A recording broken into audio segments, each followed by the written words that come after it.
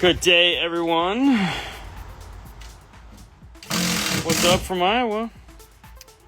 All right, so what we have is a new 2025 F250 tremor, and they've changed even the F150s, but they've changed the location of the amplifier. So before it used to be right here. It was very convenient. It was very nice.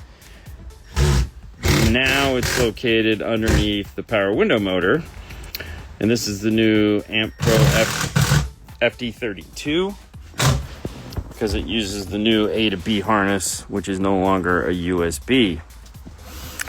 This is the plate that we're made to put it all together because the harness runs over this way now.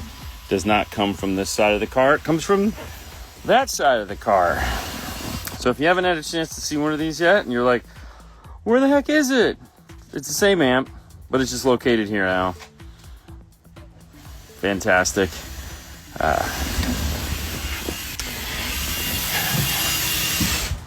Located in the back. Now the wiring, for those of you guys that have done one of these, the wiring, as far as speaker wires go, is all the speaker wires are there, except for, because there's always an except for, if you're going to retain these, and the two tweeters. Everything else is back there.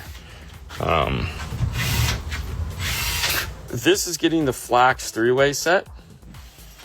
And these are our new F150 brackets that we're making for these. So this is going to fit the flax 6.5. Just conveniently located over here. Let's grab this guy here, and he will sit just like this. And he sits in there nice and flush. Now, the reason why we designed it, see, look, it's so flush, it's still holding it up. The reason why we designed it like this is so that when we put he's having a good time over there. So when we put the fast ring on, it keeps the 6x9 shape, which is just like the factory. So this is the factory amplifier. This is that new A to B plug. So I know you're going, what is he doing? Why is he making all that noise? Let's go find out, shall we?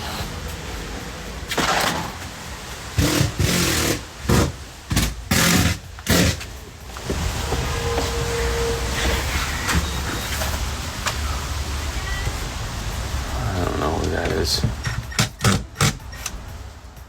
a very small person. So he's putting in a set of the 1087 block-off panels. Now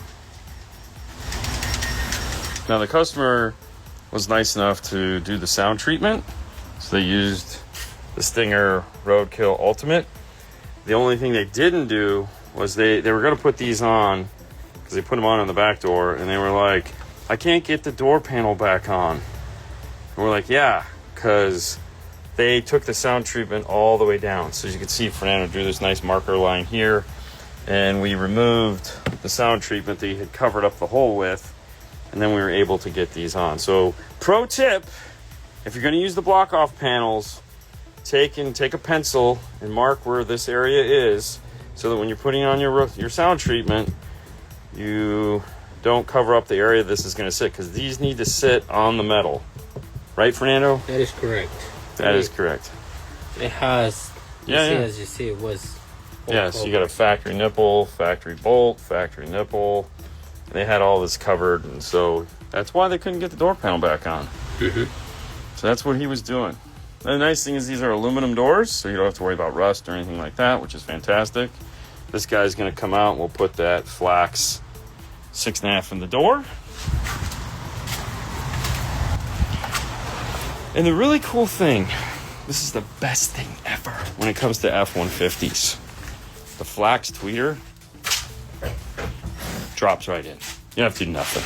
Just goes right into place. So I've already got the, and don't get me wrong, that's where it ends. But the flax tweeter just clicks right in, fits perfect. So the tweeters were done really fast. I was super excited about that. No need to run wires. No. So the tweeter wires are behind the radio. There is a harness that comes with the Amp Pro. So let me get up in here for a second. We're filming a video today on what the difference between the FD31 and 32 are, which is the Amp Pro, so that the people that are wondering why they can't use one or the other, what the differences is. So anyways, so this is our tweeter wire. So just like the Ford Broncos, just like the F-150, the previous version of the F-150, this is all stays the same. There's a T-harness that goes up in here, and these are our two tweeter wires. So all we have to do is run a set of speaker wires up in here, plug them in, and that will allow us to plug everything into their factory harnesses, mid-range, tweeters, the whole 9 yards. Will all just clip right in. Very nice. Any recommendations for a DSP 5-channel amp that has a 1 ohm capable sub-channel?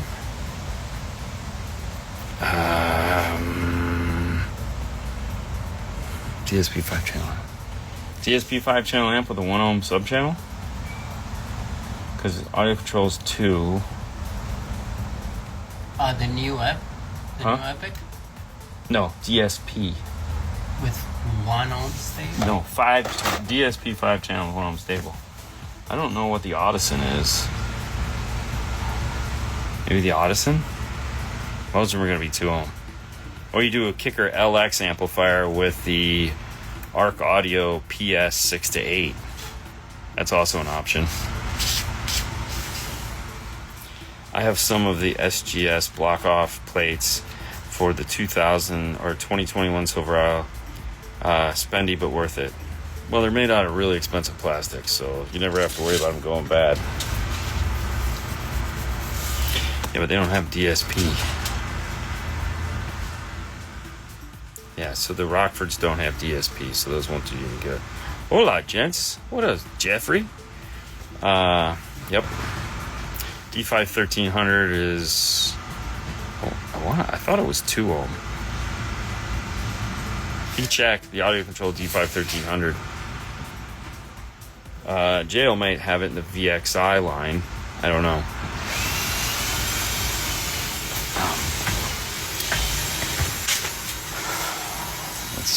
Let's find out, shall we?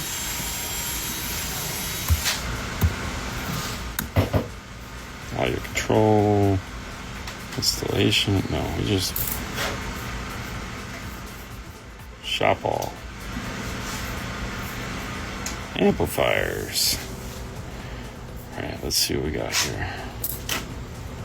Amplifiers, D5 1300.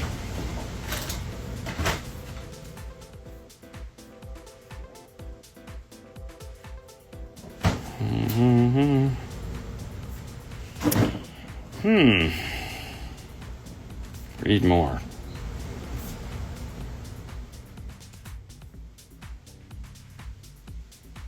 Two ohm.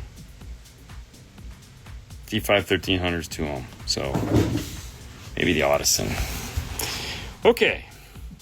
What's the difference between a bass knob that comes with an amp in an aftermarket RCA style? Technically nothing. It really just depends on... okay, so I mean, they're both going to lower the subwoofer volume, so that's really about it.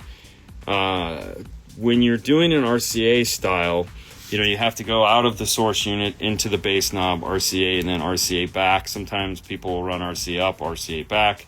Audio Control does have the one that uses a Cat5 cable, so you mount the brain in the back, and it runs a Cat5 cable anywhere you want. So you can do like 100 feet of wire to the bass knob. It really just comes down to quality of the bass knob, so to speak. Like if you buy a DSP amplifier and it comes with a bass knob, obviously that's a little bit better than a regular bass knob. But I mean, they're both doing the same thing. Now, some manufacturers' bass knobs do more stuff. So for example, like the old Pioneer bass knob was bass effect and volume. When you look at the new LX amplifiers from Kicker, Theirs controls shock and volume. So you might have one of the factory bass knobs might have more effect than the little RCA one. So I think that's really what it comes down to. If there was any different, would be if that bass knob is doing something that a normal RCA bass knob can't do. However, if you just don't have a bass knob and need a bass knob, they're kind of like the last resort. Welcome back. Thank you.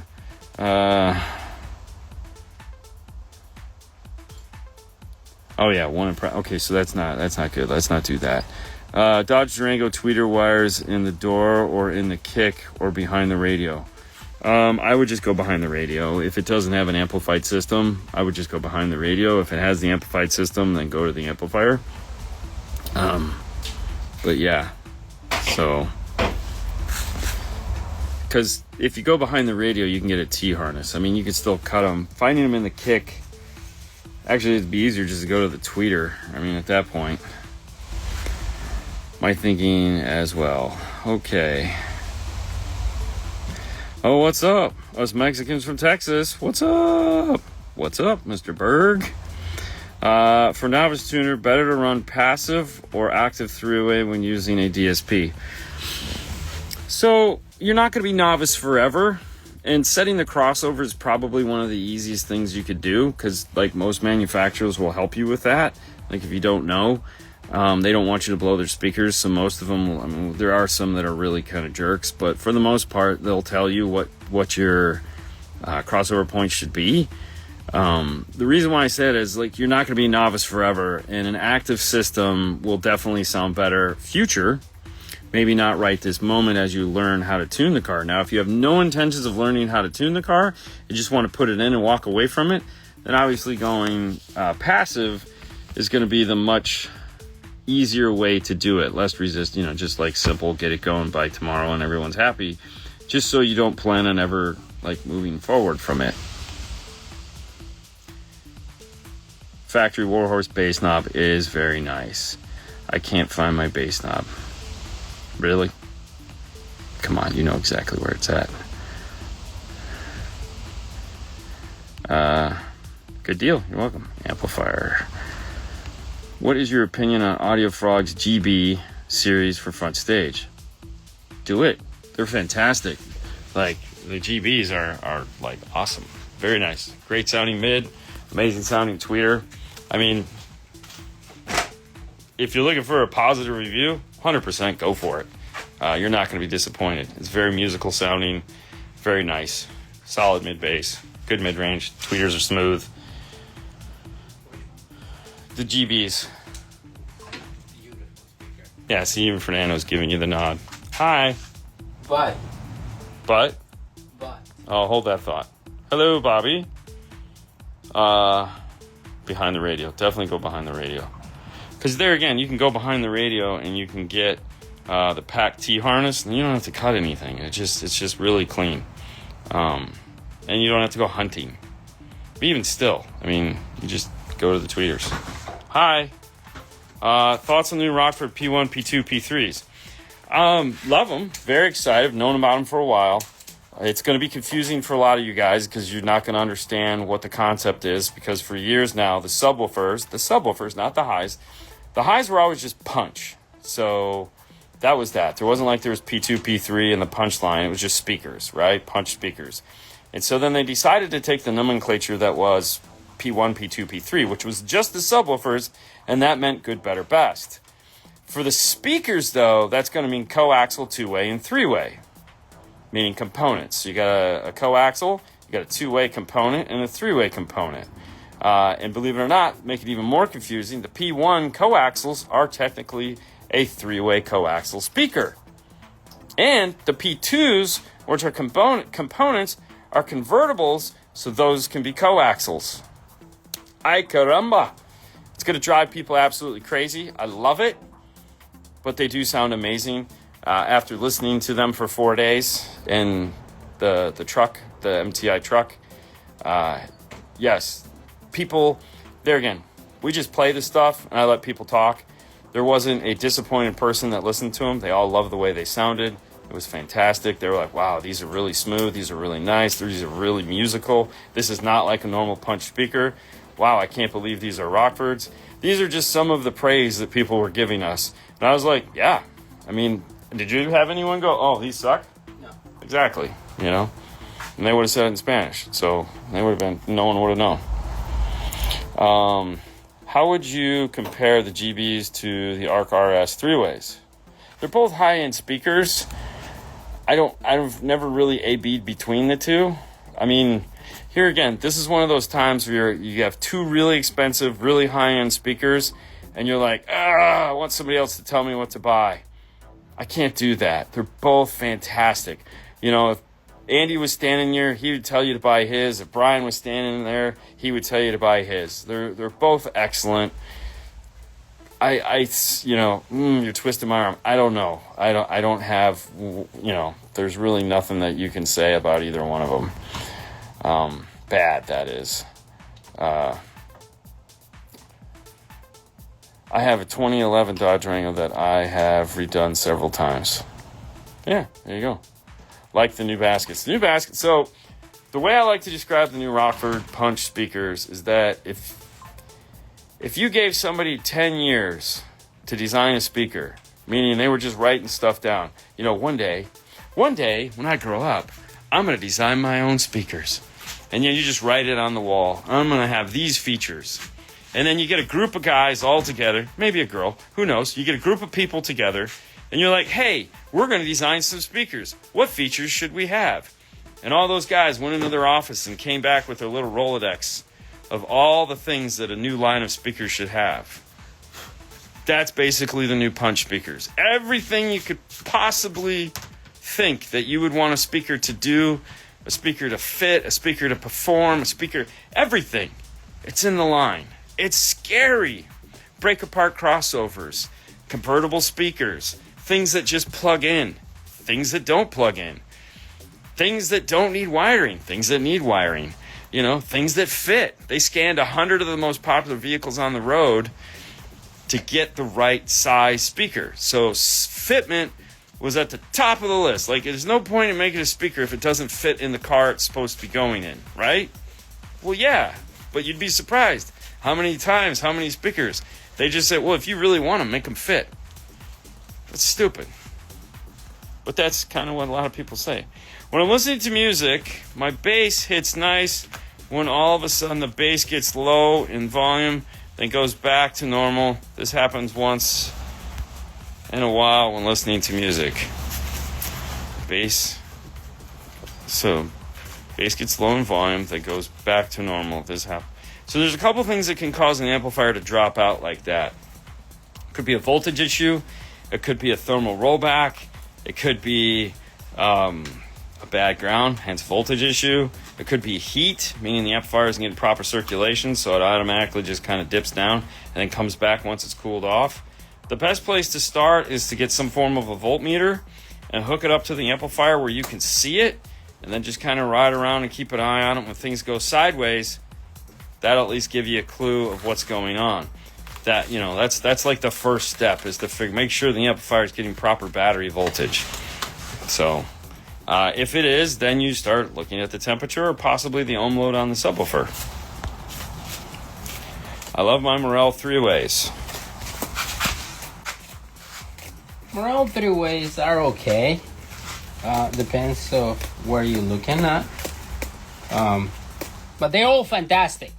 So you can go get a Morel 3-way set from Maximo that is affordable to the, what's the other ones? The Ultimos? No, that's not. Is that the Ultimos? Yeah. Yeah, exactly. Elates? Elates. I think I was hybrids? more like Elates. Virtus? My favorite is hybrids. So yeah, go to morelhifi.com. They also have a 9-inch. You're looking for a mid-bass. A lot of mid-bass. They have an 8-inch too. They have a 9-inch. So they have an 8-inch coaxial. I mean, an 8-inch component. 9-inch. What's an 8-inch component? Ultimo. Yeah, but the 8-inch component will fit anything. And then you will get tons of mid-bass. Oh, okay. 9-inch. So we're just going and a 12 Ultimo. Oof. That's what I want to put in my car. Okay. But I can't. The Morels are pretty much awesome. Yes, they are. Yeah. Okay. Is it hard to tell someone speakers to... Is it hard to tell someone speakers to buy, being that our ears hear things differently? So, yeah, so there's a few questions that you can ask that kind of will qualify the customer, so to speak. So the first thing I like to ask is, what do you have for a home stereo? That's a good indicator. So if you have a home stereo, then you say, okay, have you ever taken the grill off? And if you have, is the tweeter in there black and silky, or is it a hard dome and silver gold, something like that? Because that'll tell us if they have a soft dome or a hard dome. Now, if they have like a sound bar, it doesn't really matter. At that point, they're probably not happy. They're just doing it because somebody bought it for them when they bought their TV at Walmart. So then you say, okay, do you like... how loud do you want things to be? Meaning, do you want a really bright tweeter? Do you like tickety-tick? Or do you like something that's more smooth and subdued? So like if they listen to a lot of headphones, that's usually more smooth and subdued, unless you listen to something like Beats by Dre. So you can ask, or if they have the little earbud, crappy ones, those are typically hard. They like a lot of treble. So it's just more or less asking a couple questions to kind of figure out where things are at in their world, and you kind of go for there. If they just walk in and say, I want it loud, well, you want a hard dome. Unless you want to go loudspeakers, which I don't, so I don't think anyone else should. I'm joking. You can do as much as you want. Afternoon, Dean and F from Arizona. Haven't seen you guys in a hot minute, but then again, I've been busy. How was SEMA? SEMA was fantastic. We had a great time, as always. Rockford, hung out with those guys. They had us come out. We had a wonderful time. We're happy to be home. We got home Friday, worked Saturday, and then had the weekend, which is to say Sunday. Not really a weekend. Go, Fernando, go. Saws make everything fit. For Christmas, Fernando. Mm-hmm. Maybe for Christmas, give yourself a gift of sound. You would never do that. Okay, going the opposite way. Say going 6903 versus GB or ARC. Is there such a difference or to justify the higher cost, or does it come down to more to install? There is a substantial difference between a 6903 or GB or ARC. Those aren't even... they are going to be substantially better. And of course, they are substantially more money. But there again, along with the difference between a 6903 and those two other brands, it does come down to, there's a much harder install because these are going to be round speakers as opposed to 6x9, so you're going to need really good brackets in order to hold the speakers in place. So, there's that. Sound treatment, you can probably get away without doing it on a 6903, even though I wouldn't. You could get away with it, whereas like this, these are the flax. Sound treat the heck out of it, 1-inch thick brackets, just to give the speakers the best chance possible. So it really, there's a lot that goes into it. So when you ask the question of speakers, we're assuming that you've taken care of all the back end. Like, you need good brackets, you need sound treatment, you need, good amplifiers and stuff like that. If you're not going to do all that, then no, it really doesn't make sense to spend the money to get the better speakers, because you're just getting better speakers. It's like putting Z-rated Pirellis on a, Toyota Corolla. Why would you do that? It doesn't make any sense. Navigating Morel's website is a pain in the butt. I would agree with that. It is. A lot of these websites suck now. A lot of them suck. It's like nothing is simple anymore. I have a Sonos soundbar with sub and surround, so I take offense to that. Just kidding. It's true with the Vizio folks, though. No, listen, Sonos makes a fantastic soundbar, and just because you have a Sonos, if I say, hey, what do you have for speakers? Most people that have Sonos will say they have a Sonos soundbar. They won't just say they have a soundbar, because there's a certain amount of pride in owning a Sonos soundbar, because they do sound fantastic. So that is a question. And if they don't, they say I just have a soundbar, then I will sometimes ask, is it a Sonos soundbar? And if they say no, then I know that it's just a soundbar. So there's Sonos, and then there's everything else when it comes to soundbars. Hey! Dean, any tips for crimping Molex pins? Buy the crimper. You gotta have the crimper. Like, I didn't know which one I needed, so I just went out and bought all of them. A bit excessive, but you know, a lot of the times there will be packages where you can buy the Molex plug that you need, and it'll come with the crimper. And that's what I did till I found the one that I needed in order to do it. So go slow. You know, crimp it twice. Hey. Pro Audio is the best. Jay's over here like Pro Audio is the best. It was good seeing you last week, by the way. SEMA. Ooh. Can we all agree it's not SEMA until the end when somebody's car catches on fire? As bad as that is, there's always got to be one that does it, right, Fernando? Mm-hmm. Yeah, I mean, it's kind of like the fireworks, the end of the busy 4th of July, you know, where it's like, yay, I have crimpers. I just think I'm old and blind. No, dude, trust me, they're little tiny things. They suck. I just go really slow. So, yeah, no, they're not fun. But hey, in the end, it looks pretty. So, sometimes pretty things take longer.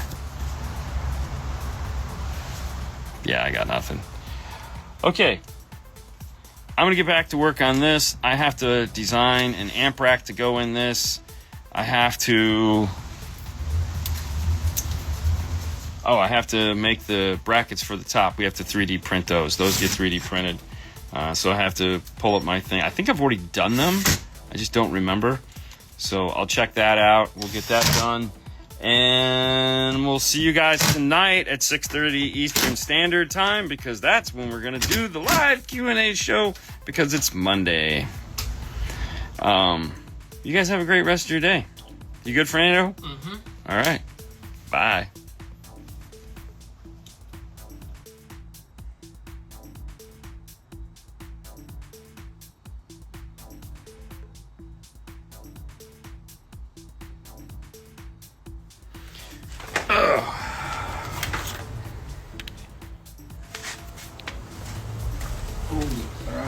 What? Oh, looking at Bobby's stuff. Mm-hmm. That's cool. Yeah. Mm-hmm. Hey, it's Iowa Mike.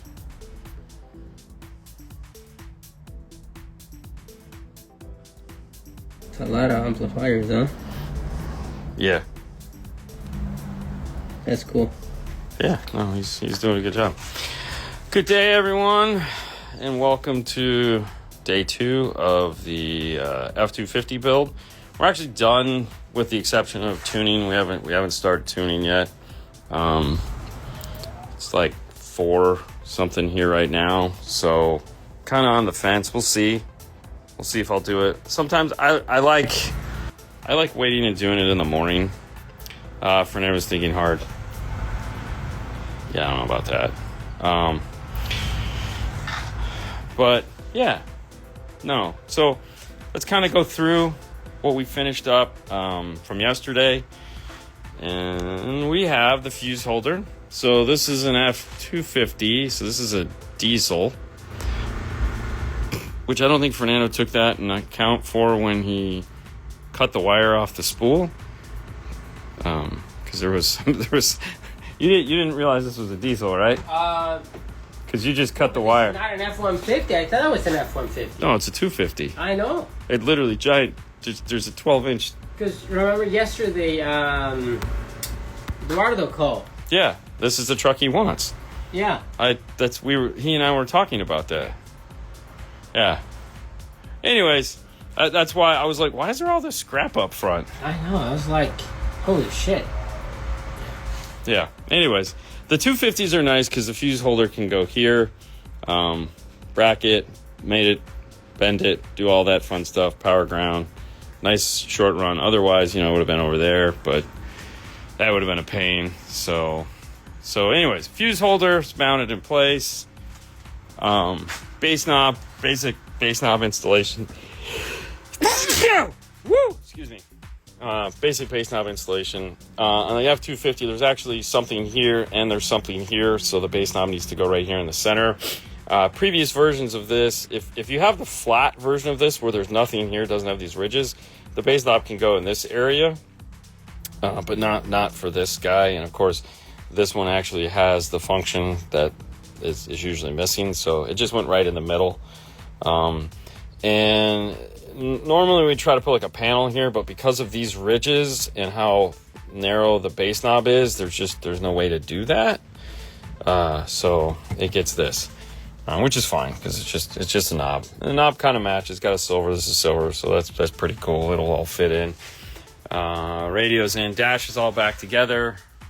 We had that taken apart yesterday. All the speakers are in the Flax Evo 3-way set is up in there. And then in the back here, we have the 2 Moscone amps. Let me grab a light. That would be nice. We got the Harbor Freights, baby. Woo, look at that. Wait till these die and I'll steal the magnets out of them. So anyways, we have the 2 Moscones.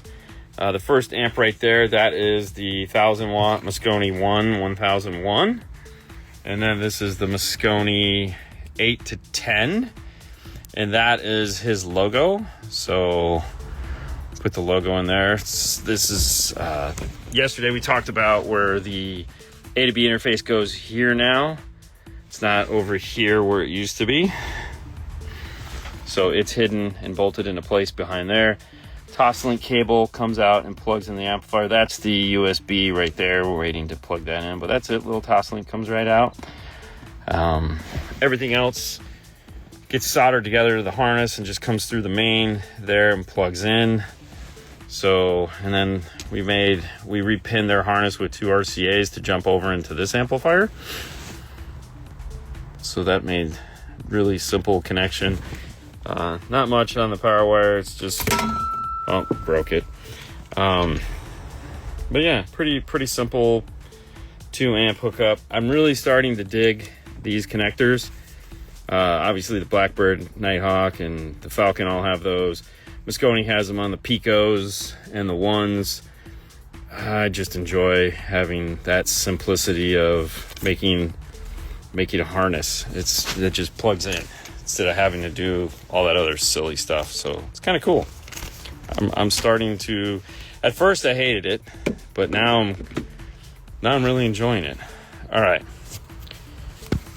Can you show me the dash kit that you installed in the Chrysler Town and Country?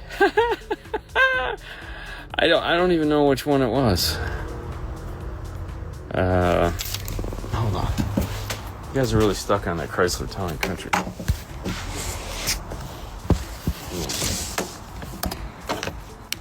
Let's see which one we did in that.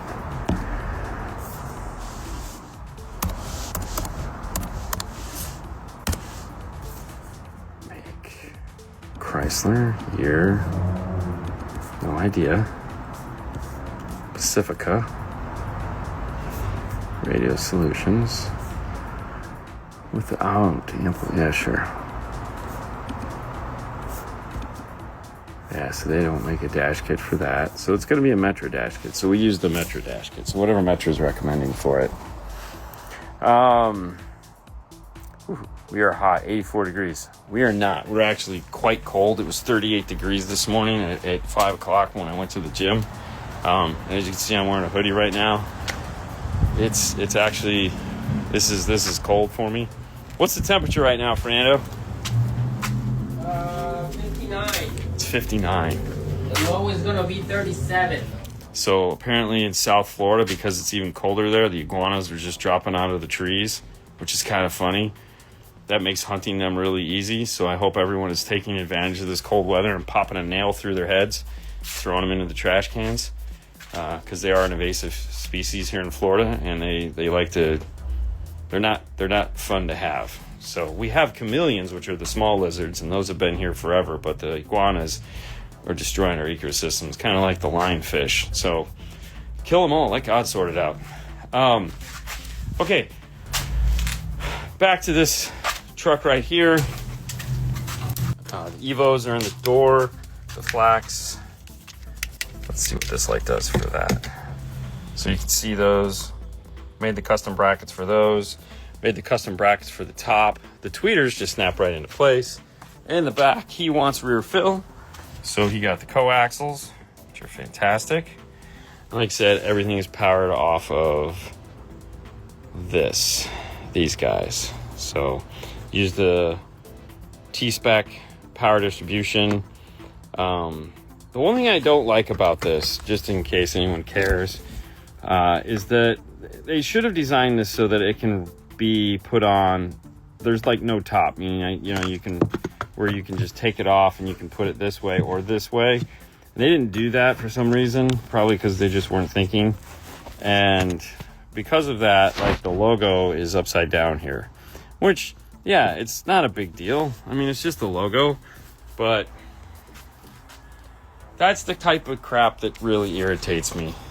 And like if somebody came out with one that was like the exact same thing but the logo is, I would automatically switch, because I hate that. So much so that it's like, okay, so what do we do to fix it? Which is just even worse. It's like, so you have to sand it down, you gotta cut something to put it, it's a pain in the ass. Or just design something proper. Be much better. Those lights are cheap, then you buy the batteries. Yeah, you just throw them away, like literally. So these were on sale. These are cheap tool store. They got great magnets, so it's got a nice little magnet. It's got a little hook. They were like $1, maybe $1.50. So you're just gonna throw it away when it's done. You might keep the light for something. You'll see what it does. Maybe use that for one of our Disney creations. Because that could be cool. You good? Mm-hmm. You sure? Okay. He's printing. He's got his Master Tech Expo jacket on. Who's going to Master Tech Expo? And our favorite Canadians, Automobility. Okay. Yeah, there you go. Hey. Yep, got a lot of those shirts. That's right. But oh gosh, if you want to go somewhere, you should go to morelhifi.com. And you asking why? Yeah, why? Because they have awesome product, huge product. You know what I'm excited about? About? I'm excited because it is like December is like right around the corner. So even though I decorate Christmas right now, I don't want to listen to Christmas music yet. Yeah. I wait till December 1st. Yeah. And so what do? It's the only exception for listening to music I have is Christmas music. Right there. Yep. In the corner next to the my trash. laser, Yep. we have the famous Biggie. Yeah. That's right. Yep. Right there. You know? So if you want a Christmas gift just like that color. Ooh, that's very beautiful. festive. Exactly. If you want that Christmas gift, just go. Ask your wife, your parents, whoever is going to give you a gift. Go to morelhifi.com and pick me something from there. It doesn't matter what. Pick you something? I'm just saying. Okay. I mean, no, send it to you. Yeah, of course. Pick something, and you will be happy. A set of speakers, an amplifier, a Bluetooth speaker, sound dampening. You know, hey, they have it all. So go to morelhifi.com, and then Okay. that's it. Way to cut a promo. Yeah. Yeah. Bobby says, I have to give you respect. Doing a detailed amp rack is a lot of work. Yeah. Look on the bright side, Bobby. You only got to do it once, you know, and then you're done. We get to ours is like the gift that just keeps on giving. All right. So the other night we were talking about, last night would have been the other night, we were talking about going to metraonline.com. So this is metraonline.com, and right over here is the search tab. And you know, people are asking about, you know, what do I need? What do I need? What I need? And we was like, just type it in. So if we type in GM amp bypass, okay, and hit return, it's literally going to pull up every everything that they make. Amp bypass harness for Lexus. So it's going to pull up anything that says that. And they give you diagrams and pictures so that you can either keep going and narrow it down, but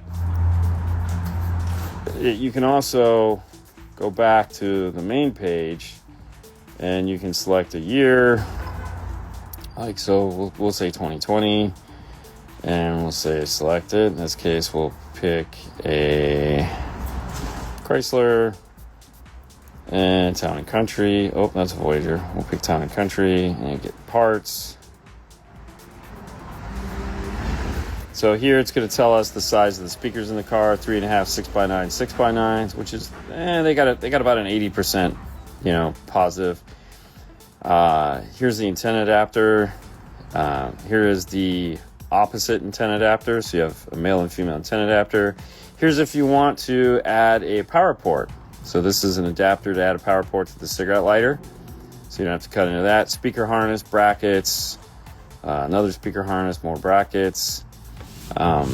So like there's all kinds of funness here. So this will tell you everything that they make for this car, which means there's no dash kit for that. So then you can change the year. We'll go back in the year and we'll say Chrysler, like model, Town and Country, get parts. And then when it doesn't work, it gives you that for some reason. So we'll just go back one. Just go back to here. But I'll change the year there. So 2016. Chrysler, model, Town and Country, get parts. So right here it tells you steering wheel instructions.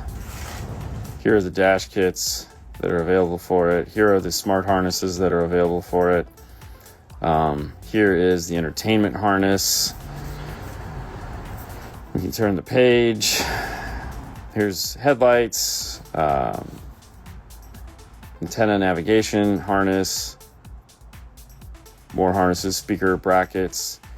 Anyways, the point is that a lot of this information is real easy to get right there. So you can use two methods. You can type the make, model, and year, or you can just type in a product.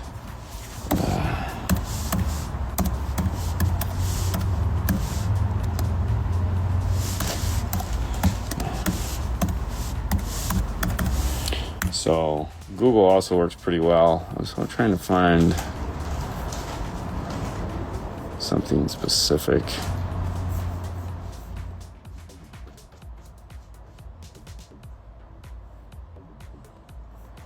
So let's go to this one for a second.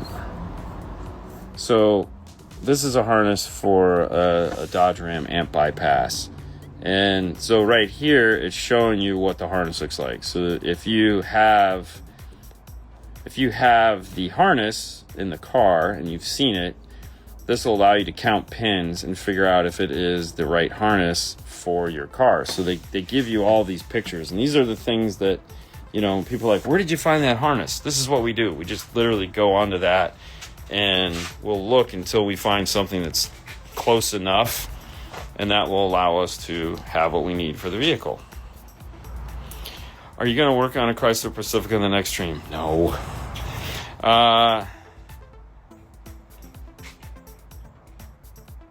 Oh, wow. Iowa Mike says it was 29 degrees in Iowa. Hell no. I mean, he lived here. That was his mistake.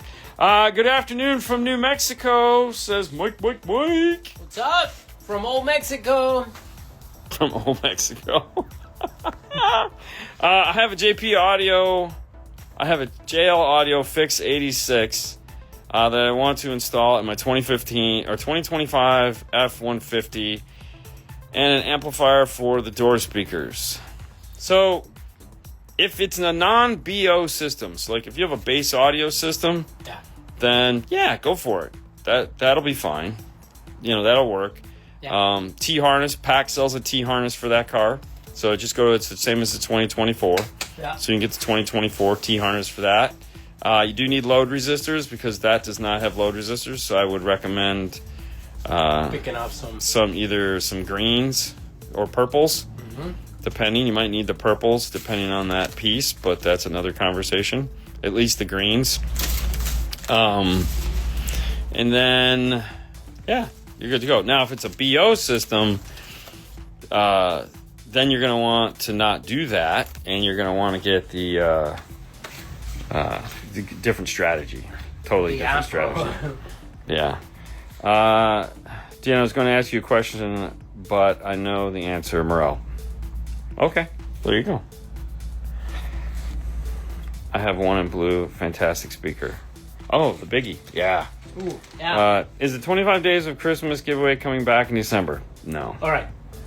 I don't think it's gonna come up anymore. But that was one. What was one of the best. Well, we did it 12 twice. Days of Christmas. Yeah, we did twice. The first year was good. The second year we went crazy. That's what I'm saying. 35 the second days year was of Christmas. a lot of money. Yeah. And the manufacturers had the money to spend. Uh-huh. And I know a lot of people go, oh, they got money and blah, blah, blah. And no. Dude, manufacturers are so tight right now. Like, yeah. Trust me, it was extremely obvious at SEMA. I mean, just talking with some of these guys. They're so tight.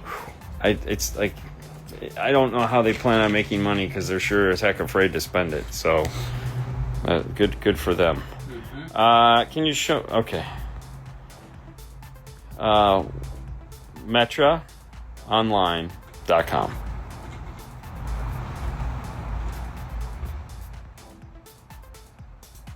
There you go. I put an Alpine 511 in my 23 Tiguan, but lost my 360 cam. Can't change my dash anymore and lost most of the colors for my ambient lighting. Did I do something wrong? What interface did you use would be the question. So that's a good possibility. I believe the only one that makes any functionality for that is iData. It gotta be iData. So if you use the iData interface, I don't see why that wouldn't have been retained. But there's a possibility you lost it. You know, I don't know. What interface did you use would be my question. iData link. Okay. So if that's what you used, I would give them a call. I would give them a call, yeah. Yeah, give them a call. Tech support. Find out why that's not working. Find out if something went wrong. See if it doesn't support it. But that's definitely... Yeah. They have great tech support, so by all means, give them a call. What brand door speakers do you recommend? For what? Yeah, that's a narrow question. Here... See, the benefit of working at 5-Star is that we carry pretty much everything except for a couple brands. So... We're going to have a conversation. We're really going to narrow down what you want. Now, if you're just looking for a recommendation, it's okay. Well, what do you want to spend? What kind of music do you like? There's a lot to consider. Now, we have more popular speakers, obviously. Like a lot of people love the Focal stuff. We sell a ton of that. But then again, we also sell Kicker and Rockford. We have Morel, and we sell both Alpine speakers and Kenwood speakers. We still have some Pioneer speakers. And then we have all the loudspeaker stuff for all those guys. Some Hertz. I mean, we got some Hertz. Yeah. So I mean, there's a lot of stuff. Tiguan R line with Fender, but bypassed amp. There you go. Yeah. So no, I'll definitely give him a call. Give him a call. Paradise Village is far. New Mexico was a great breath of fresh air, sir. Shop was clean and well put together. Oh, very nice. Farmington. Okay, there we go. Farmington, New Mexico. Farmington. Did you guys post anything from SEMA? Not yet. So, we actually, when we go to SEMA, we're working. So we were there to work with Rockford Fosgate. We were in the booth. We were booth people. So we work. Basically, our day starts when we get there at 7 o'clock in the morning, and it goes to when we leave there at about 5:30. So from that point in time, the show starts at 9. So from 7 to 9, we're doing, we were trying to create content or just go see SEMA. So we did create some content. But then when we get back to the hotel, it's time for dinner. Or we're trying to get to the SEMA walking. That's crazy. Walking like 100 miles. It's insane. Yeah. He's a baby. Unlike a lot of the other people that go there and just post pictures and content and stuff, it's really hard for us to do because we're working, and our job is not to post content. But no, we did take a bunch of content. We have 2 videos that we're going to be releasing. One is all the stuff that we saw on the show floor and just kind of a general our trip. And then the second is on the new punch speakers. So hopefully we'll get to those this week and see what's going on. Yeah. Trying to go without subs. Don't do that. Yeah, see, that's the problem. You need subs. You need subs, though. So the speakers aren't made to... Here's the thing. Every manufacturer that makes subs and makes mids and highs, they want you to use their subs. Their speakers don't play bass. I mean, just think about this well, is nice the reason why you want to upgrade your system. Yeah, because you feel that something subs. is missing in there. Yeah. So the subs is definitely the complement on the whole entire system. So you need subs. What's up, Weber fan?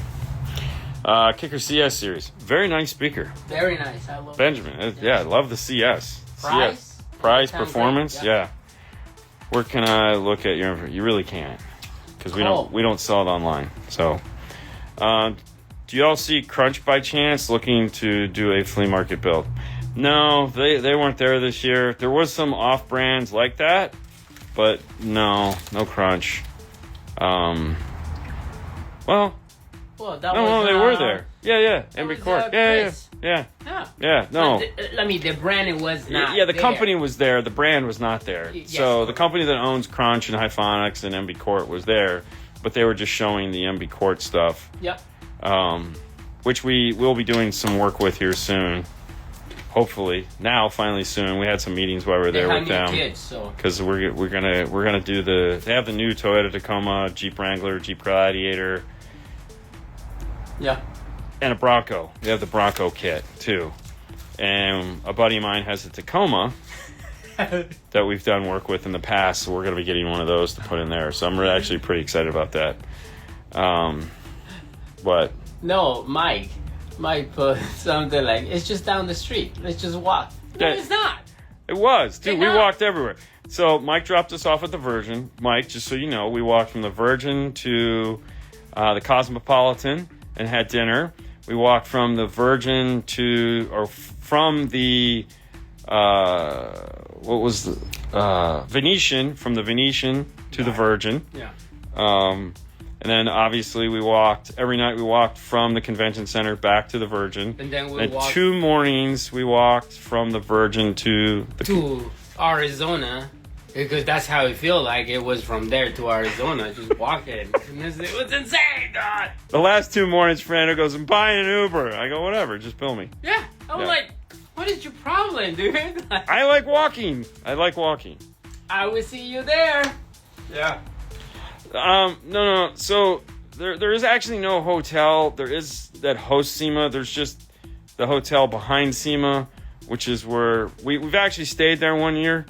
And it was fantastic because you just that's the Jeff Smith trick, was to just stay at the Continental? No, the Westgate. The Westgate, yeah, whatever. Stay at the Westgate. Oh my God, please. So the Westgate is fantastic. It's a crappy hotel though, so there are some problems with the Westgate. For one, they don't have enough elevators.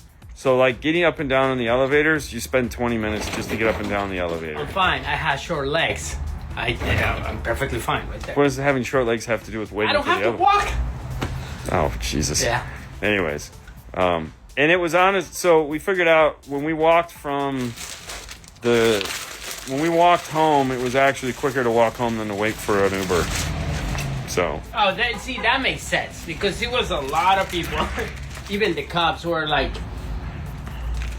frustrated with people. Yeah, so our Uber driver found out when they pulled him over, when they walked up to him and pulled him over. Dude, he almost killed the cop. Yeah, I know. He almost ran the cop over. Yeah. Which tool do you use to test speakers in the Chrysler Town and Country? Same tool that we use to test them in any other car. You know, digital multimeter, polarity tester, or tone generator. Anything new at SEMA from Morel? Morel was not at SEMA this year, so nothing there. They are working on a ton of new stuff, but nothing to talk about yet. Trying to do something custom on a Corolla rear deck, trying to get really loud. Would you recommend a super tweeter and mid-range combo, or some really good coaxials? So the nice thing is that like there are super tweeter coaxial speakers. So like everybody makes those now. So Audio Control has them in the Epic line, where you can do I believe they have an 8 in a tweet and a 6x9 in a tweet. That's a super tweeter inside of a mid-range, all done and ready to go. So you don't have to go like crazy custom. You just put them in and you're done. So there are those. And everybody makes a DS18 has one of those. Hertz has one of those. Ground Zero has them. Ground Zero has some neat ones too. Yeah, so they exist. Kicker has them in their Marine line, which are like those things. Like the tweeter they put in that one, dude, they're like the most expensive things you've ever seen. Like $500. That's what we're gonna put in Dean's car. But dude, because they're made for you to hear over there while you're skiing, not at the boat. So they're long throw. Yeah. So those things are badass, and they do come in a 6x9. So they exist. You don't have to go crazy. Now, if you're going on a budget, totally understand. I would check out like the Audio Controls or possibly the DS18s. Yeah. You can call the store. Talk to Paul. You talk to Paul from like 9:30 to 5 o'clock. Yeah. You guys should have stayed at Baba's with Baba. I did see him. Like I saw him walk by. I was doing something else and couldn't get over to say hi to him. But I did see him because he's a big guy. So I did see him walk by and I was like, oh, but I couldn't make it to him. So I was kind of bummed. I haven't been to SEMA in 20 years, so I don't know if it's changed, but I used to drive to one of the hotels that provided shuttles between SEMA and the hotel. So, like, shuttles don't exist anymore because of Uber and Lyft. There are some hotels that, like, there's the tram that connects a lot of the hotels, and they're also working on the Tesla Loop, which is the underground system that they have, and that's also starting to develop more. Our hotel is like a mile and a half up the street. It's a straight shot. It's like literally when you're in the hotel room, most years I'm facing the convention center and I can see it out the window, and it's just walk over there. Nothing is to scale in Las Vegas. Everything just looks like it's so close, and it's not. But it's still, there's a lot of people, and they do really poor traffic management. You know, listen, if you're a cop in Vegas and you're on traffic detail, you suck at your job. That's all there is to it. Some of them. No, most of them suck at it. It's all it takes is one bad gate. I got sick at the Westgate from the buffet. Oh wow, yeah. Never had a buffet. We've been to Vegas. We've never ate at a buffet in Vegas. No, never. Not once. No. We had some really good food this trip though. Yeah. So we ate at one place. When we went to the Cosmo, we ate at this place called Tacos and Noodles. And because I figured he'd want tacos, even though we had tacos for lunch, which were really good in the morning, with Mike. But we ended up both getting noodles. They were fantastic. And then we went with our buddy at Kicker. We went to this Tao's Asian cuisine. Yep. Fantastic. Those guys got beef. I got some chicken dish that was hot as hell. It's fantastic. Yeah. We had pizza. We had coal-fired pizza the last night, like we've had for the last 3 years. Mm-hmm. It's kind of tradition at this point. It was good. What else did we have? I feel like we. Oh, and then we went out one night. I got chicken parm. Yeah. Went out with Matthew Palumbo and Chris Brinkley and Jordan, which you guys don't really know Jordan yet, but you'll get to meet her. She works at AMP, and she's going to be our new person. So we're going to have her on the show a bunch of times. She's going to talk about new products. It's going to be a lot of fun. I can't wait. So this next year is going to be great because we're going to have an account manager, which is going to be cool. And she's really cool people. Mm-hmm. So she used to be an installer at Best Buy years ago. And so she knows her shit. Yeah, So that'll be fantastic. And she's just fun. Anyway, so we went out. He got a chicken Caesar salad, and I got chicken parm. Most people got chicken parm. I really wanted the pot pie, but they were out of pot pies. What? I got shrimp. Oh, you got shrimp. That's right. He got a shrimp Caesar salad. Huge shrimp. There were some big prawns, baby. Shrimp. Yeah. Fernando, get some of those shoes that have the wheels in them, the Heelys. What are we trying to invent the wheels, guys? Yeah, No. he can barely walk. Let's go get an Uber. That's it. It's simple. I have the app. I can just like click, done. Yeah. I'm in Texas too. Cold and windy lately. Yeah. Class A B amps for cold weather. They will heat up your car. That is for sure. They will definitely heat up your car. Yeah. Put it under the seat. Yes, we will. We will totally. If we ever get one in, we'll let you know. Believe me. Amp Yeah. Global. Now is my goal to film a Pacifica. Yeah. Yes. Yeah. And so they changed the name from Amp Global to Stinger. Everything, it's just Stinger now. So Stinger. I like that big S they had at the front of the booth. Yeah, if you flip it, it was kind of weird. Why would you flip it? Yeah. I mean, just think about how it was, the S. Now, just kind of like Lay flip it down? Yeah. And that was like a weird. Were you just having fun? Couch. Oh, a couch? Oh, like a chair. Okay. I'm just trying to figure out where you're going with that. I'm like, what are we talking about? Anyways. All right, so this is Tuesday. Nothing special to report. We're finishing this up. I'm going to tune it tomorrow morning, get it out of here, and we'll talk about another car tomorrow. But that's it. Hope you guys have a great rest of your day. MorelHiFi.com. Go check them out. Have a wonderful day. Bye. Bye. Oh, yeah. It's him, but with the silver is the opposite. Yeah. Yeah. I mean, I feel like they're all the same. They are the most famous wrestlers. Nacho Libres. Oh, this is blue. Looks Demon. purple. The blue demon? Yeah. Yeah, okay. We just got to snap the ring around the radio. Nah, it looks like that, man. It's fine. Yeah, I mean, good day, everyone. So today is, thank you. Today is, I don't know, Wednesday? Say Wednesday? Wednesday. Today's Wednesday? Mike. Elias. Oh, hey, buddy. What's up? Elias? Yeah. Elias? Yeah. The one and only Elias? The one and only. So this is an antique, and it is in for a deck 4 and a sub. So we got a P300. So this is okay. So this is what always happens. It's never not. Very rarely does it go any other way. We get done with a big job. Just got done with the F250 this morning, tuned it up, sent it on its way. Showed everything yesterday, so it wasn't really anything to talk about. You're an antique. There's 100%. Rep live. And it always gets followed up by something just basic.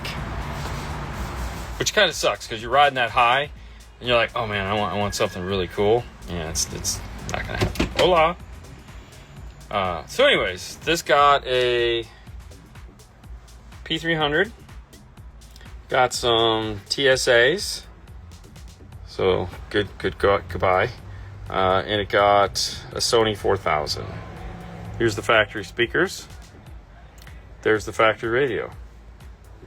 Now, one of the cool things about this sub is when we do this, we always add in all the extra. So this all just plugs out. You know, so you can remove it if you need to.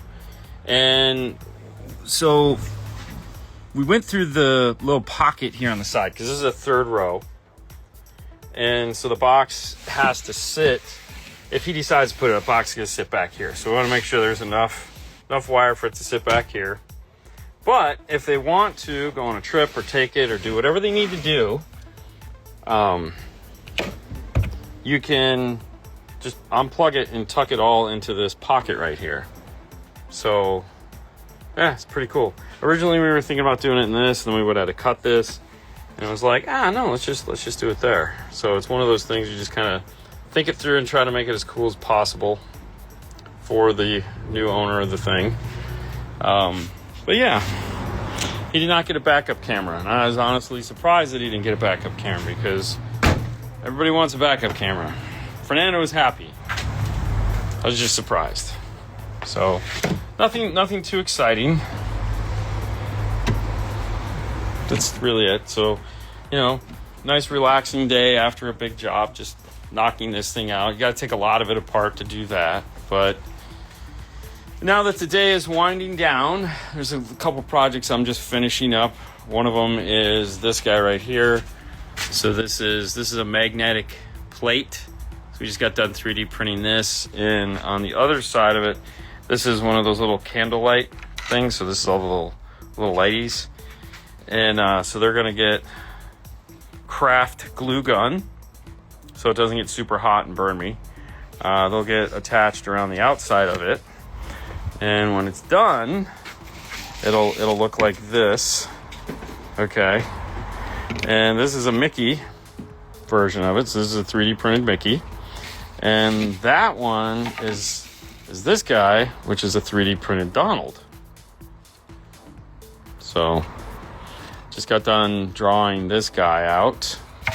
That was fun. So this is an 8-color print on the 3D printer.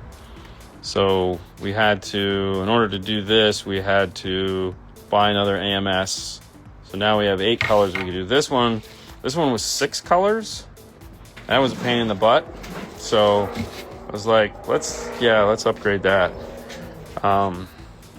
So printing these bases, the 8 colors printed at home. I don't have that here, but the bases are just white. So we printed those here today. We also updated our speaker cups. So Fernando was complaining that, you know, we have the speaker cup, but a lot of the boxes come with 2 cups on them. So we now have a block off plate that looks very similar to the speaker cup, but it's just a flat plate. So we have printed a bunch of those yesterday, so we'll have an inventory of those. So that's kind of cool. You okay? He's having fun. Headed to Dino's this weekend. Oh, very nice. Won't be able to make it. We're going to be there actually next weekend for a wedding. So we had to pass on Dino's this trip, this year. Kind of bummed. I really liked that show. But we'll be back next year for sure, because that was a lot of fun. Fernando complains? Never. He never complains. About what? About anything. He never complains. Why would I even do that? Yeah, exactly. Now, no, you never complain. Okay, so you guys have always asked, like, this piece here. We got these in last year. Fit, man. What the heck? I didn't make it. This is the recoil, all kinds of thingies. So it has a bunch of stuff inside of it. So it has a tone generator, distortion detector, phase detector, DC voltage tester, continuity tester, resistance tester, and system settings. Anyways, I bought this back when this was a thing, and it's just been sitting in the box. Never opened it, never did anything with it because it just wasn't on my radar. And recently, my really nice Fluke, this guy, I have 2 of them. I have this one too. The battery went dead. It's a 9-volt battery. And I was like, so I went to order a battery, and I don't buy, you got to get a good battery. And like, batteries are so expensive right now. Like, the little lithium deals are like $25 for a battery.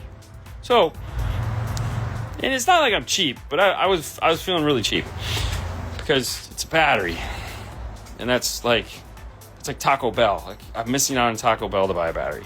I don't eat a lot of Taco Bell, like once a year. Anyways, so I was like, hey, I have that recoil piece, and I've never used it.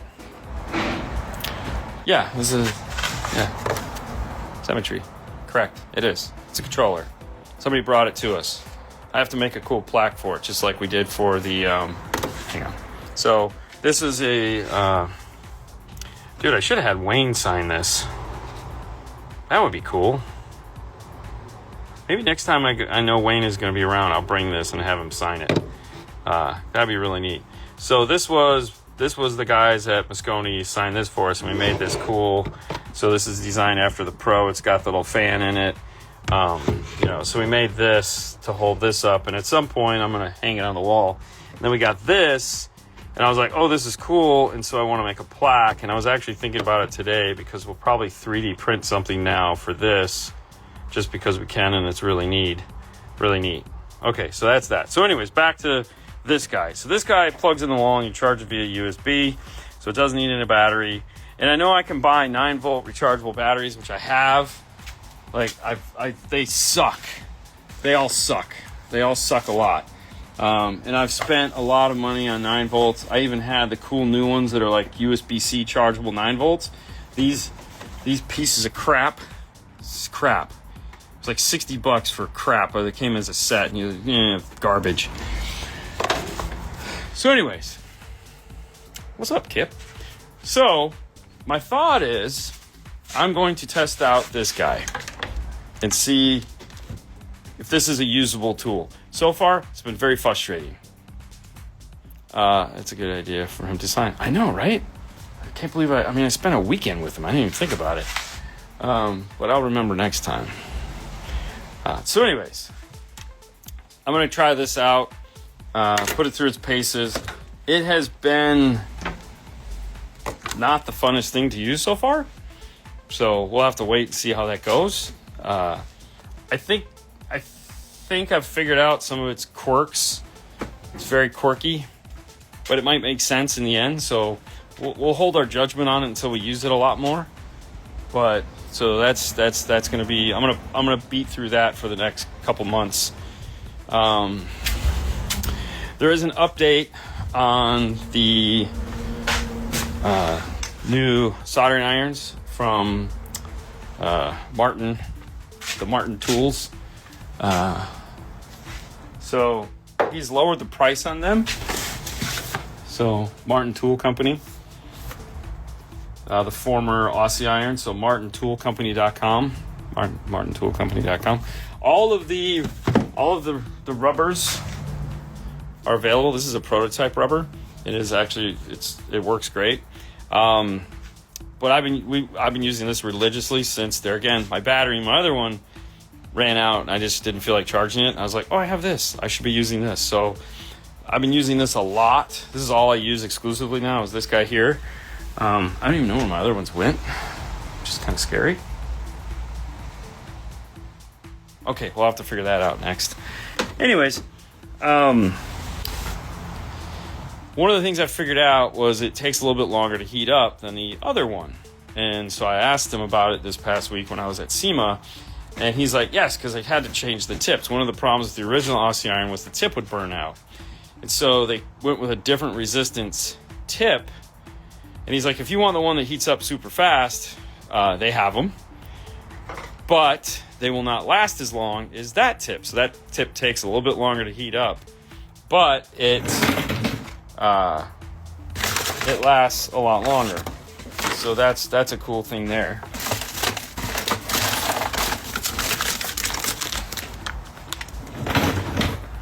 So it also came with these. I don't know if those will help. I think this one's are the ones. Yeah, they just pop off. So anyways, if you get one of those, if you get one of the Martin irons and you're like, man, my other one heated up faster, that is why. How are you liking the new router tables? Oh no, this thing is fantastic. I mean, yeah. I mean, we use this nonstop. It's funny too because this is a brand new router that never got used. It sat over here when this was the old one and had crap on top of it, and I think it's dying already, which makes sense. If you don't use it, it dies. So we had to switch the two, and I think I have a third one here somewhere. So this one is hating life. It's like, Rah! So we changed this just to the round over instead of the flush trim. So we moved the flush trim over to this guy. And this guy works a lot better. So these are parts I was flush trimming off today. But no, we use, so the new process is we'll cut something out with CNC, and then it has the little tabs that hold it. So then you have to bring it over here and, get rid of the little tabs. And so then there you go. So it gets used. Anytime that thing gets used, those get used. And we use them all the time. So Give the recoil away in 30 days of Christmas. Just send it to me. No, I'm not going to give it away. I had to pay for those. Hey, what's up, Mark? Mark Lind? How's it going, Eric?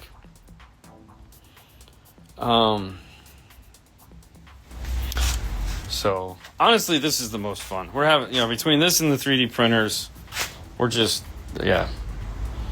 The thing is that you have to be able to know what needs to be made on what tool, I think is the most important thing. So, if you were to take this guy, okay, so this is a 3D printed version of the 6x9 grill, and that took 8 to 12 hours to make one. That was with PLA, not even the ASA stuff. So we'll just say 8 hours. So this is 3D printed. It adds in, whatever, it's kind of got some bougie to it. Really nice. Again, this is just a round over in the back that you can do. Countersunk in, fixed screw holes, and this is the CNC version of it. There again, countersunk in, much thicker. This has a 6x9 bracket instead of a 6.5-inch bracket, so the fast ring will actually fit on this, whereas on this one it's going to cover the screw holes and look kind of weird. This currently doesn't have the round over on it because this was a sample that we were making, so I didn't finish it that way. But obviously I can pop it over the router and do that. These are countersunk in, and these holes are so that, in case it gets a little twisted as opposed to a fixed hole. And that's why we did that. And I could redo this to add in a countersink if I wanted to. So just like this is beveled right here so that if I needed to, the screws can go in. I can add it, I can make it look like this if I felt that was necessary. But I figured since they were already down this far, it really, I don't know what that's going to add to it. But if I ever wanted to redesign it, I could do that. Either way, this takes 12 minutes to cut out. So I can have 2 of these in 24 minutes. And this I did. This doesn't look like that. But that's why this one hangs on the shelf. So it's finding the right tool out of the tools to do the job. Have you installed any of the Voce 2s yet? No, I have not.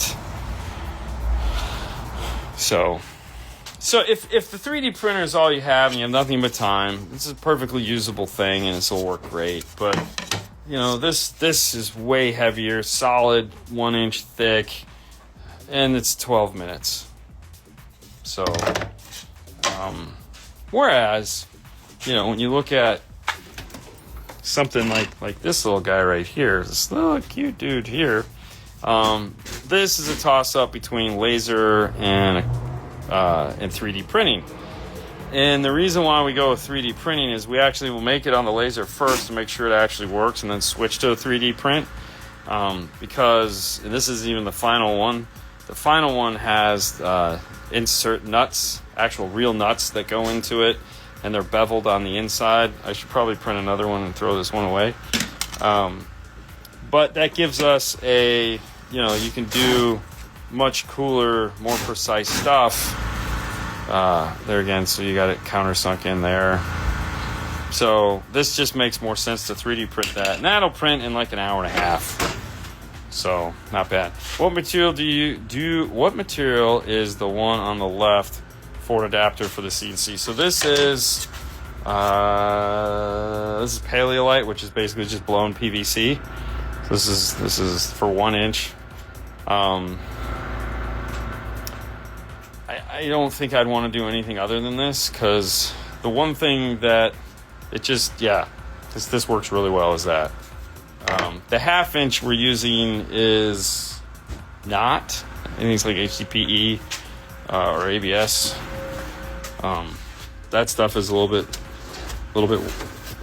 like the router makes a lot of noise using that. This just cuts through better.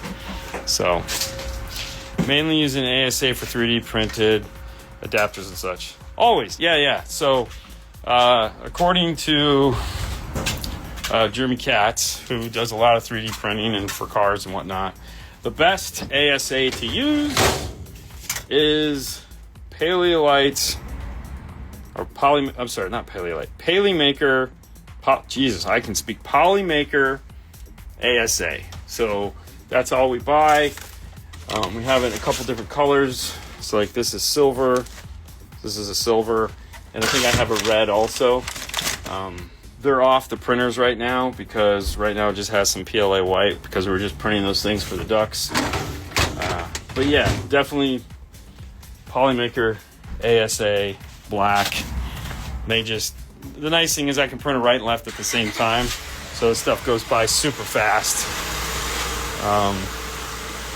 And then for PLA, we use a couple different things. Like here's some Sunlu that Fernando needed for his house, eSun, and Elgo, something like that. I use all that crap because, like, the colors make a big difference, and I'm real picky. So like this is white, and this is white, but what white is whiter? That one. This is Sunlu. This is some other crap. So, what should I do? Okay, what should I do? My installer told me his laptop broke and he cannot tune my system until he gets a new one. Should I just go somewhere else? I feel like he just doesn't want to tune my system. Wow. That's a new one. I've never heard that. Two things. One, it's the app, not the laptop. So, if you have a Windows laptop, like who doesn't have a Windows laptop, download the app to the laptop and be like, hey, you can borrow mine. See if that'll work for them. Because it's not like it matters, right? I mean, it's a laptop. It's not like it's a camera. It's not like it's anything else. I just need to be able to plug in and launch that app. So whatever apps he's using. I mean, we use two laptops. So this runs our RTA software. This runs our DSP software. And honestly, if it broke tomorrow, I'd be going to buy a new one tomorrow because, like, you can't even do your job without a freaking laptop. Like, we live and die by these things. So, I mean, everything in here works off of a freaking laptop of some kind. So, I mean, yeah, I kind of get what you're saying. I feel like you're right. He probably doesn't want to tune your car. But I would offer to say, hey, listen, I can bring you my laptop if that'll make your life easier until you can get a new laptop. And then if he says some excuse, then I would just be like, yeah, okay, at that point, either learn to do it yourself or find somebody else because he's definitely bit off more than he can chew. What PETG do you use? My tweeter bracket method. What PETG do y'all use? My tweeter brackets melted on my tweeters. So that's why you want to use ASA. PETG sucks. The only time I'll use PETG is if I'm making something for a kid and I don't want him to break it in the first day. But even still, I don't do that anymore because I just up my loop count to like 8 and then it'll never break. But if you don't want it to melt, you need ASA. So Polymaker ASA is the best ASA to use for automotive. It won't melt, it won't go bad, it won't do anything. PETG sucks. Now, if that's all your printer will use is PETG, it's all the same crap. All the PETG that I've used is just, I bought some generic stuff and because it came like a bulk pack with 20 different colors and I just ran through it. I was like, oh, this stuff is, and then no. It's the only time my printer has had a hard time. Yeah, so I don't like PETG. It's no. But how was SEMA compared to past years? Busy. Oh my God, we were so busy this year. We're always busy, but this year seemed exceptionally busy. Like there was a lot of activity going on. I don't know if it was just because everyone was excited about the new Rockford announcements with the Punch speakers, but we talked so much about those speakers till Friday. And Friday, the conversation switched because Friday was Consumer Day, and the only thing anyone wanted to talk about was the 19-inch subwoofer. Like, it's been around for 8 years. I don't know why people haven't seen this thing, but everyone would walk by and they'd see their subwoofer, which we'll have out here next week as our Christmas tree. That was it. Everyone just wanted to talk about that. I'm like, it's kind of weird, but no, SEMA was great. We got to walk around. This was definitely a supercar year. A lot of Lamborghinis, Puganis, Ferraris, and some other things that I have a hard time pronouncing that are really expensive, so I don't bother to waste my time on it, as opposed to classic cars. Apparently there was a decent amount of classic cars, but I have blind spots for those. I mean, I don't care. I want to see supercars. I like supercars. So I was very impressed with the amount of supercars. I gave myself an assignment. I took pictures of Lamborghinis, because they're, again, like Lamborghinis, big fan. And so I have a whole bunch of pictures I need to go through. Hopefully I'll get those out next week, early next week, and I'll put them on my page and see if I took any good pictures. So that'll be fun. But no, we had a great time. It was a lot of fun. And hopefully you got to see the Rockford punch speaker video went up today. So if you haven't seen it yet, it'll tell you all about what they're doing. Yeah, for sure. Yeah, I have no idea how to pronounce these things. That's like the new name for Metra's new radio platform. If you're gonna name something, make it something simple. I mean, listen, we're not rocket scientists. Hi, we're from Brisbane. What's going on? And if I said that wrong, this is part of the conversation. If you're going to name something, name it something that everyone can pronounce. And it's not something obscure, and it's not something weird. Because it's just good marketing. If it's hard to pronounce, no one's going to get it right. And it's just like, And they keep doing that. And I'm like, what do you guys have against simple words? It's like, Jesus. Can I complain on an authorized dealer for ARC because the shop did not tune full ARC system? Yeah, you can complain. Why not? I mean, it happens. You know, that's why Brian started the school, is so that ARC dealers can come out and learn how to use ARC products. So, yeah. Cone seg. See? That's terrible. Cone seg. I get it. Didn't spell it like that. Simple, man. Simple pleasures. That's all it is. I just, there again, don't need to know how to pronounce it because I ain't ever going to own one. But if you ever see me one, then you'll know, like, the world's really weird. Because that car is so far out of my wheelhouse. It's not even funny. So, I mean, I drive a 4-cylinder Mustang, for God's sakes. Not even a GT. If you bridge a Morel mid-bass, can you also bridge the Morel tweeter with a Blackbird? Yeah. Yeah, of course. Yep. I wouldn't. Like, it's a lot of power to the tweeter that you won't really need. But, yeah. Yeah, you could totally do that.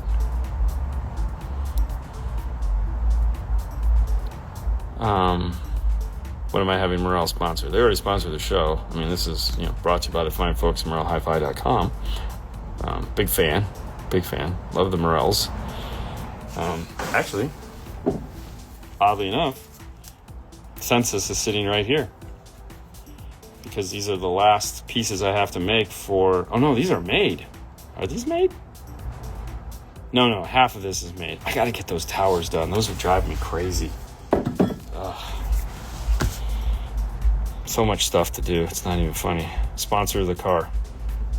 Tweeters are 6 ohm. Yeah, 6 ohm is fine. So it's the 2 ohm or 1 ohm that you would run out of.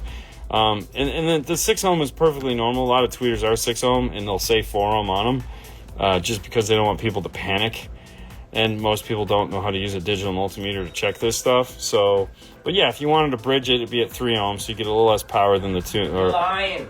Yes, you get a little less power than what, yeah, you'd be fine. But still, that's a lot of power. It's typically not something we would do. Think of it as staggered power. Double the power of the mid bass is usually what you want. So Double the power to both? Probably not.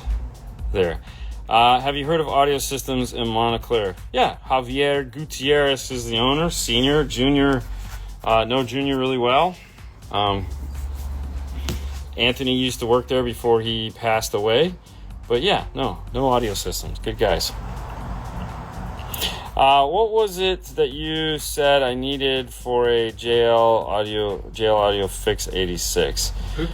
I think we were talking about whether you had a premium audio system or not. Yep.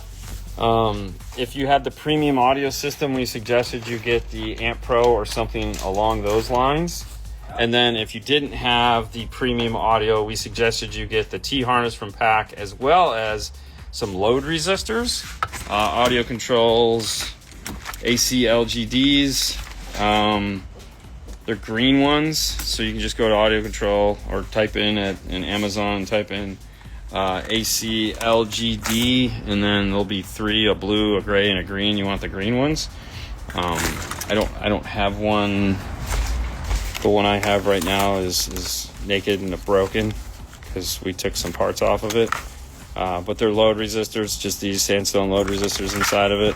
It's called the new ones are a Zobel network, meaning it has some other crap inside of it to balance it out or some neat thing that they called it. Anyways, those are the load resistors. Those are get put on there so that the radio or amplifier thinks, or the radio in the amplifier thinks that there's a speaker connected to it, and it doesn't cause the radio to do stupid stuff like turn off, break, as well as you need load on a Class D amplifier because it relies on the speaker load as part of the suspension system for the amplifier. Wow, I don't have any of them over here anymore. Huh, crazy.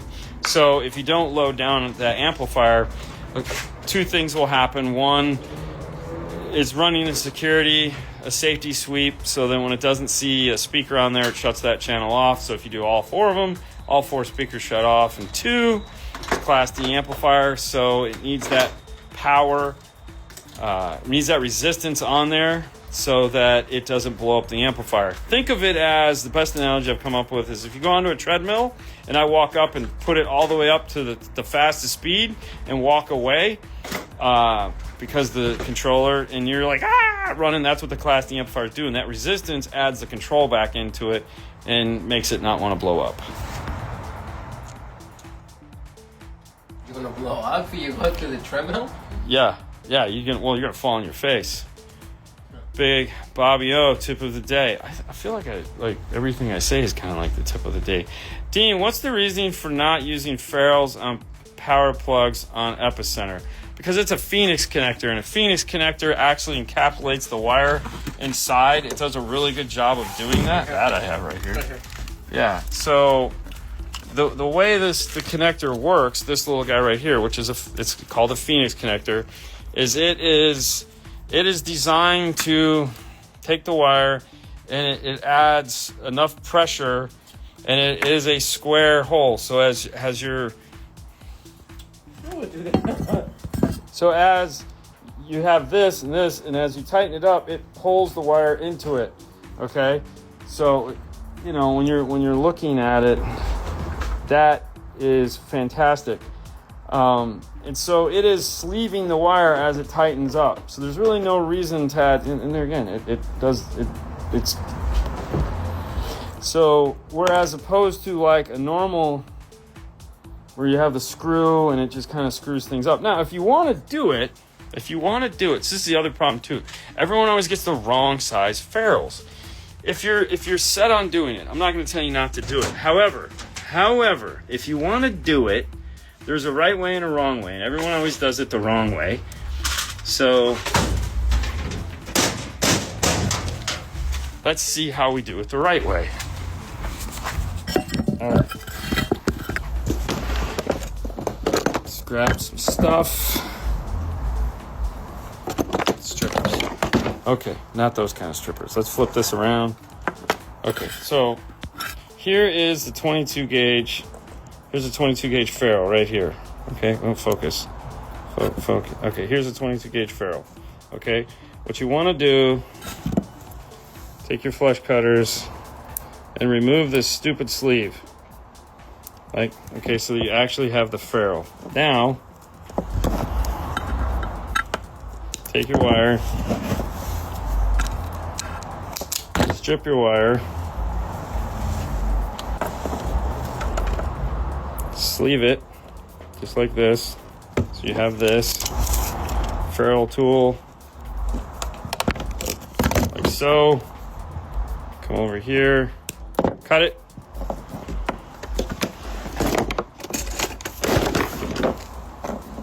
Now,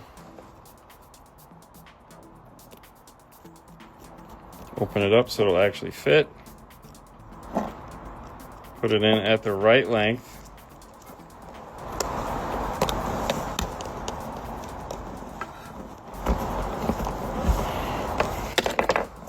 And there you go. Now you have it sleeved, and that looks perfect. Okay, it doesn't look stupid. It doesn't have big red things hanging out or any of that crap. You don't have to put heat shrink over it. And now you have a ferruled Phoenix connector, and you would never know that you did it that way. That's how you do a Phoenix connector, not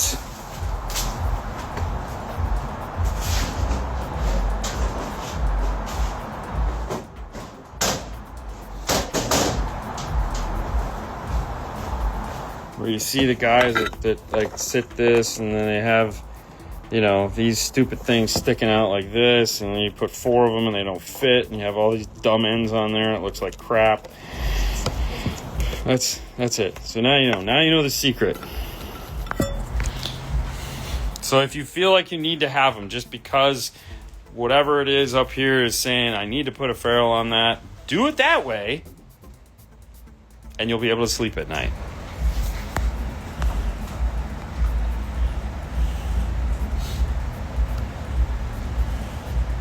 Yes, the tinned ends. Yeah, so we tin the ends. Squeeze it. It's super easy. But if you want to use ferrules, that's how you properly do it with a ferrule. So now we all know the secret. Can you just use left and right signal to a DSP to run a 3-way rear and sub? Of course. The F250 that was here yesterday, the big one that was inside of here, we did toslink into that from the A to B interface. Now, the A to B toslink output is a right and a left. That's it. Toslink does not do fader. It just does right and it does left, which is amazing. That had a 3-way front, rear coaxials, and 2 subwoofers underneath the back seat. Run the toslink into it, and we divided it apart. My car, I have the Mustang, I have a Falcon in it. That's 12 channels of sound plus Nighthawk doing the subwoofer. I have a set of RCAs run back. I ran 2 sets of RCAs. One of them is the subwoofer, because I like using the subwoofer level control in the radio. And the other one is, now if I had a bass knob, I wouldn't have done that, but I don't have a bass knob right now, so I had to do that. But I just ran front into it. So it's just front, left, and right coming into that. 3-way front, center, rears, sub, all powered off of left and right front. So yes, you can totally do that. The only time where it's like, I really got to think about this is in a situation where there is sensors in the rear speakers, like beeping sensors. Beep, beep, beep, beep, beep, beep, beep. In that case, no, you have to use them because you need the beepy sound to come out of the rear speakers. So that's it. That's the only time that you absolutely have to use the rear speakers. Or if the customer wants to be able to use fader, because let's say they have little kids and they sleep in the back of the car and they want to fade everything forward, then you'd want to use the rears. Outside of that, it's the same sound in the front and the back because it's stereo. It's not quadraphonic. And for those of you that are going, what the hell is quadraphonic? It's a 70s thing. It's like precursor to surround sound. It's really weird. I guess it was cool if you were high in the 70s. I was a kid, so. Anyways. Trucial ferrules slip out always. Well, there's that, because it's really small wire, so you really got to do a good crimp on it. As a former PLC builder, citing that sleeve insulator off, OCD and training says no, LOL. So we actually just buy them on, like, without those for majority of the stuff we do, just because it's easier to not have these stupid little ends on them. like I mean, you whatever. can always put a heat shrink if you were. Yeah, but there again, using them in car audio is just kind of one of the new fads. It looks cool, and so we use them, and it is nicer. It's not like you're wiring a house. But yeah, we have a lot of leeway here as far as what we do because there are no rules. Just good practices, I guess. So, The rule is no rule. How are we doing? How are you doing? I'll be doing good. It's almost time to get out of here. I'm real happy about that. Yeah. But until then, I just ordered my A to B. Super excited. Going into my 2019 Lincoln MKZ. Yeah. I used the Molex connector. Hey. Yeah. Fun crimp pin. Yeah, they are. How long should I wait before I call and see when they will tune my system? Shop said laptop broke and they had to order another one. I mean, at the end of the day, how long does it take to get in a laptop? I mean, if it was this week, wait till next week. That way if, you give them time to whatever they got to do and then go from there. I mean, reality is they should be calling you. I mean, I'm just saying, look, man. Where is this laptop coming from? It's coming from China, bro. Oh, okay. I mean, relax. I'd call next week, or this weekend. I mean, there again, it's weird. I would say, when do you want me to call you? No, Bobby, it's perfectly fine. Like, we put heat shrink over a lot of them too. It's just there again. When we do stuff and we don't like it, we try to find a better way to do it, and then we share that with you. Yeah, and I just like, how many times have you seen the Phoenix connectors and they have ferrules and the ferrules are fanning out sideways? That's not a good connection. It just looks terrible. And it's weak. You could tin the ends short and pop them in and look good. And it'd be a great connection, but whatever. I mean, it's okay. It's okay. Either way, hey, listen, that's where we're going to end it. MorelleHiFi.com is the place you want to go. Outside of that, you guys have a great day. We'll see you tomorrow. Bye.